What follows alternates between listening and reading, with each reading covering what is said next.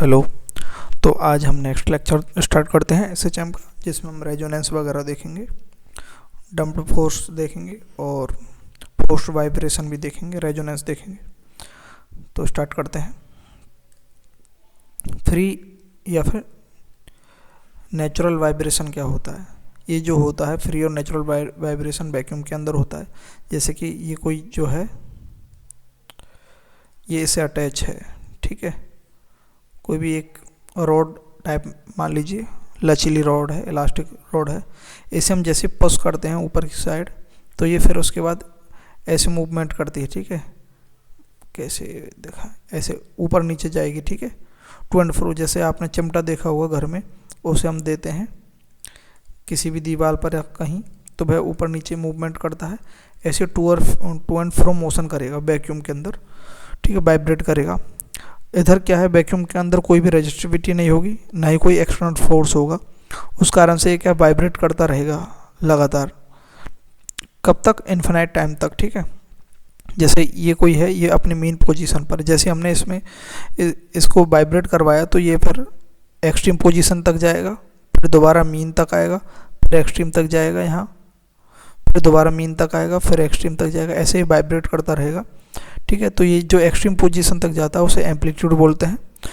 तो जो इसका एम्पलीट्यूड जो है हमेशा सेम रहेगा, क्योंकि इसके अंदर कोई भी क्या नहीं है, रेजिस्टिविटी नहीं है, कोई रेजिस्टेंस नहीं है, ठीक है। एम्पलीट्यूड रिमेन सेम, ठीक है। तो इसका ग्राफ जो बनेगा डिस्प्लेसमेंट और टाइम के बीच में इस प्रकार से बनेगा, ठीक है। इस प्रकार से इन्फिनाइट टाइम तक जो है वाइब्रेट करता रहेगा, और जो एम्पलीट्यूड है वह हमेशा सेम रहेगा इसका, ठीक है। इसे बोलते हैं फ्री या फिर natural vibration. Frequency, number of waves in 1 second, 1 second के अंदर कितने नंबर ऑफ वेव्स बन रही हैं उसे फ्रीक्वेंसी बोलते हैं। नेचुरल फ्रीक्वेंसी जो होती है वैक्यूम के अंदर, ठीक है। तो जैसे पेंडुलम लेते हैं, इसके अंदर पेंडुलम की अगर टाइम पीरियड निकालेंगे तो T=2π/L/√g होगा, ठीक है, फ्री वाइब्रेशन के अंदर, ठीक है। और इसकी नेचुरल फ्रीक्वेंसी क्या होगी? टाइम पीरियड ये है तो फ्रीक्वेंसी क्या होती है? 1/T फ्रीक्वेंसी होती है। तो 1/2π अंडर रूट के अंदर G/L, ये क्या होगी? इसकी नेचुरल फ्रीक्वेंसी रहेगी, ठीक है, ये नेचुरल फ्रीक्वेंसी रहेगी। Vibration on A stretched spring, ठीक है। जैसे ये कोई स्प्रिंग है, इस प्रकार से दोनों साइड से बंधी हुई है, अटैच है यहाँ, और अगर हम इसे यहाँ से प्लग करते हैं, मतलब खींचते हैं थोड़ा, तो ये मिड पॉइंट से खींचते हैं तो ये ऊपर नीचे ऐसे टू एंड फ्रो मोशन करेगी, लेकिन कहीं आगे मूव नहीं करेगी ये, क्योंकि दोनों साइड से अटैच है, ठीक है। तो इस कारण से यहाँ इस प्रकार से स्ट्रक्चर बन जाएगी ये ऊपर नीचे। तो ये जो इस प्रकार की स्ट्रक्चर बनेगी, ठीक है, इसके अंदर ये एम्पलीट्यूड होगा, ये कहाँ तक, कितनी ऊँची तक जाती है ये एम्पलीट्यूड होगा, ठीक है। और ये जो जहाँ पर अटैच है, ठीक है, इसे नोड बोलेंगे, जहाँ पर मतलब कॉन्स्ट्रिक्टेड साइट है उन्हें नोड बोलेंगे, और जो फैली हुई है एक्सपेंडेड जो साइड है ये क्या है पूरा, इसे क्या बोलेंगे? एंटी नोड बोलते हैं, ठीक है, इसे एंटी नोड बोलेंगे।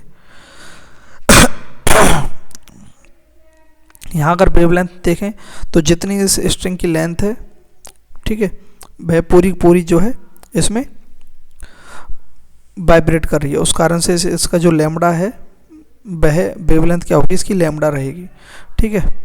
अब इसमें आगे करते क्या है हम, अगर हम दो साइड से अगर इसको प्लग करें तो क्या होगा?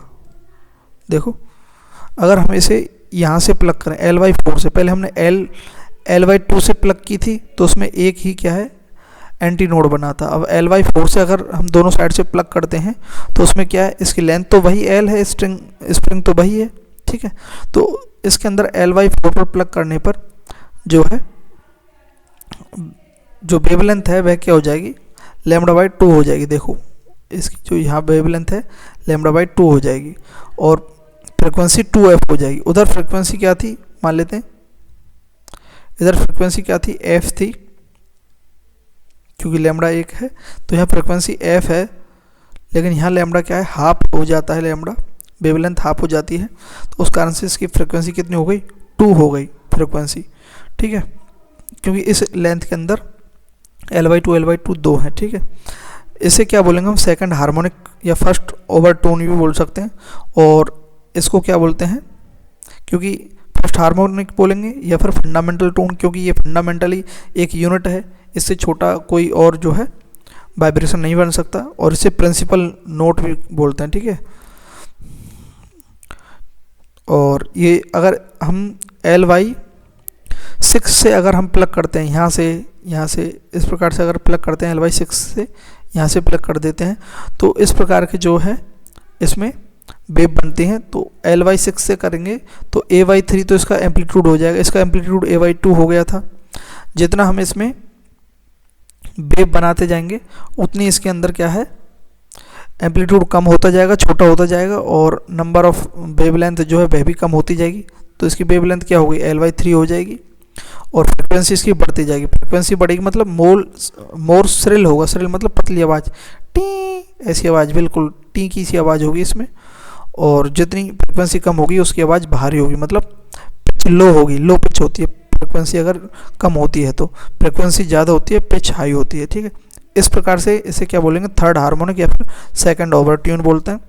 लाउड कब होगा, तेज आवाज़ कब आएगी, जब एम्पलीट्यूड बड़ा होगा। तो यहाँ पर आवाज़ तो कम होती जाएगी, देखो फर्स्ट सेकंड थर्ड में, तो ये हमें थर्ड बोल देते हैं, ये वाली सेकंड और ये वाली जो फर्स्ट है। तो आवाज़ जो है सबसे ज़्यादा किस में रहेगी, फर्स्ट में आवाज़ रहेगी सबसे ज़्यादा, उससे कम सेकंड में, सबसे कम आवाज़ 3 में, ठीक है। तो इस प्रकार से क्योंकि एम्पलीट्यूड कम होता जाएगा, श्रिल यानी फ्रिक्वेंसी कहाँ बढ़ रही है, वहाँ पिच ज़्यादा होगी। तो पिच सबसे ज़्यादा किसकी होगी, थर्ड की होगी पिच, क्योंकि फ्रिक्वेंसी सबसे ज़्यादा है, उससे कम 2, उससे कम फर्स्ट। इस प्रकार से रहेगी। वेव स्पीड क्या है, सेम रहेगी सबके अंदर। वेव की स्पीड क्या है, सेम रहेगी तीनों के अंदर।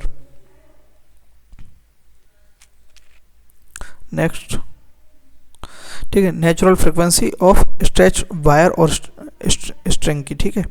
तो जैसे अगर हम नेचुरल फ्रिक्वेंसी देखें तो इसके अंदर क्या है, हम लेंगे L/2 लैम्बडा, ठीक है।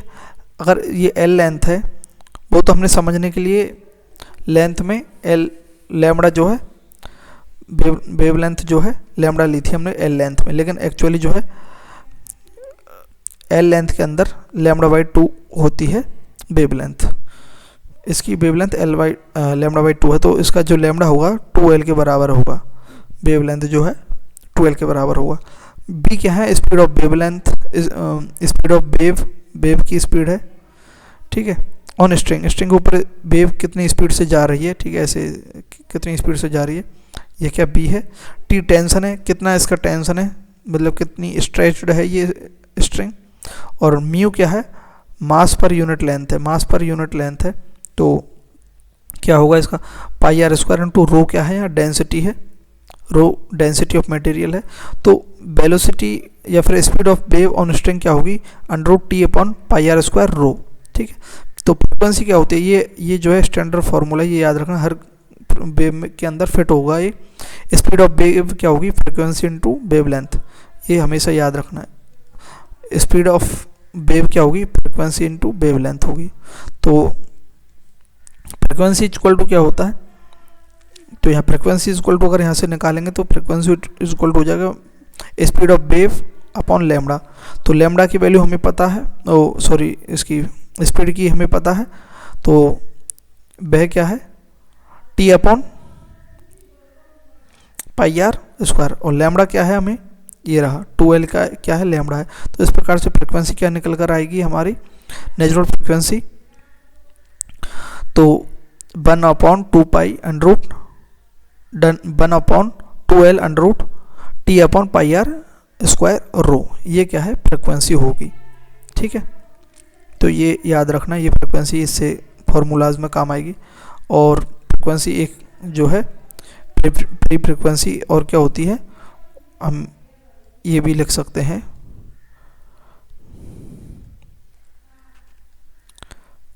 ये भी होती है, ठीक है, पहले पढ़ चुके हैं हम ये, ठीक है। अब आते हैं डैम्प्ड वाइब्रेशन क्या होती है। डैम्प्ड वाइब्रेशन मतलब कि वाइब्रेशन एयर के अंदर, पहले हमने देखा था वैक्यूम के अंदर, अब यहाँ हम देखेंगे एयर के अंदर देखेंगे। जैसे ये है, ये कोई रॉड है और ये अटैच है इसी प्रकार से, ठीक है। इसको हम अगर पुल करते हैं तो ये फिर से एयर के अंदर ऐसे वाइब्रेट करने लगी, ऊपर नीचे ऐसे वाइब्रेट करने लगेगी। तो यहाँ पर जो वाइब्रेशन होगा टाइम के अनुसार धीरे धीरे कम हो जाएगा, क्योंकि रेजिस्टेंस है यहाँ फ्रिक्शन का, एयर फ्रिक्शन लग रहा है, एक्सटर्नल फोर्स प्रेजेंट है, क्या है, एयर का, तो रेजिस्टिविटी फोर्स प्रेजेंट है यहाँ, ठीक है। तो vibration will end after some time, कुछ समय के बाद हो जाएंगे। एम्पलीट्यूड डिक्रीज होगा विद टाइम, कैसे, इस प्रकार से एम्पलीट्यूड डिक्रीज होता जा रहा है टाइम के बाद, एक टाइम ऐसा आएगा बिल्कुल जीरो हो जाएगा एम्पलीट्यूड और जो है वाइब्रेशन रुक जाएगा, ठीक है। तो एम्पलीट्यूड यहाँ चेंज हो रहा है, तो इसे क्या है, डैम्प्ड वाइब्रेशन बोलते हैं।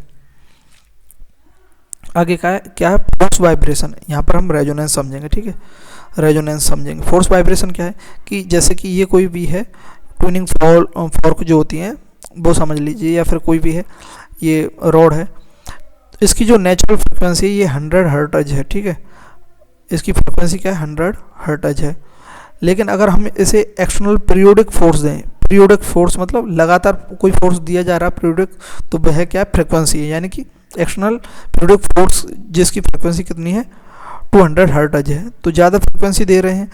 एक्चुअली इसमें क्या है 100 फ्रिक्वेंसी पर ये अच्छी तरह से वर्क करेगा, लेकिन अगर इसे हम ज़्यादा देंगे फ्रिक्वेंसी तो इट विल वाइब्रेट तो करेगा विद 200 हर्ट्ज के साथ, फ्रिक्वेंसी के साथ ऑफ एक्सटर्नल पीरियोडिक फोर्स, लेकिन कैसे करेगा, अनहैप्पीली, मतलब इतनी अच्छी तरह से काम नहीं करेगा। बट इसका एम्पलीट्यूड विल बी स्मॉल, इसका एम्पलीट्यूड स्मॉल होता जाएगा, क्योंकि फ्रिक्वेंसी ज़्यादा होगी तो एम्पलीट्यूड जो है स्मॉल होता है, स्मॉल एम्पलीट्यूड होगा तो फ्रिक्वेंसी क्या है, बढ़ेगी, ठीक है। तो एम्पलीट्यूड कम है, उस कारण से लाउडनेस भी क्या हो जाएगी, कम हो जाएगी। तो इस प्रकार से अगर हम ज़्यादा हर्ट्ज की अगर देते हैं उसके अंदर फ्रिक्वेंसी, किसी भी मैटर की जो नेचुरल फ्रिक्वेंसी है उससे ज़्यादा देते हैं तो उसकी जो है एम्पलीट्यूड कम हो जाता है, तो लाउडनेस भी कम हो जाती है। अगर हम एक्सटर्नल फोर्स की जो फ्रिक्वेंसी है इसी के सिमिलर दें, 100 हर्ट्ज के सिमिलर ही दे, तो क्या होगा, तब क्या होगा, body vibrate with frequency of external periodic जो फोर्स है, लेकिन हैप्पीली, मतलब अच्छे से काम करेगा। क्यों, क्योंकि जितनी इसको चाहिए उतनी मिलेगी, तो उसके कारण इसका क्या है, एम्पलीट्यूड बढ़ेगा, एम्पलीट्यूड बढ़ेगा तो क्या है, साउंड भी बढ़ेगी, ठीक है। इस फेनोमेना साउंड बढ़ेगी तो सीधी सी बात है ये काम करेगा, मतलब जितनी फ्रिक्वेंसी पर सामने वाला काम करता है, जो उसकी नेचुरल फ्रिक्वेंसी है उसको उतनी फ्रिक्वेंसी दी जाए तो वह अपनी जो है अच्छी तरह से काम करता है, 100% परफॉर्मेंस देता है। तो इस फिनोमेना को क्या बोलते हैं, रेजोनेंस ही बोलते हैं, ठीक है। बस यही है रेजोनेंस, यहाँ तक ये है। फ्रिक्वेंसी 1/T होती है, इसमें ये समझने वाली बात है, मेनली ये थ्योरेटिकल पार्ट है, आगे हम लेंगे, अब वेव पढ़ेंगे तब समझेंगे अच्छा सा।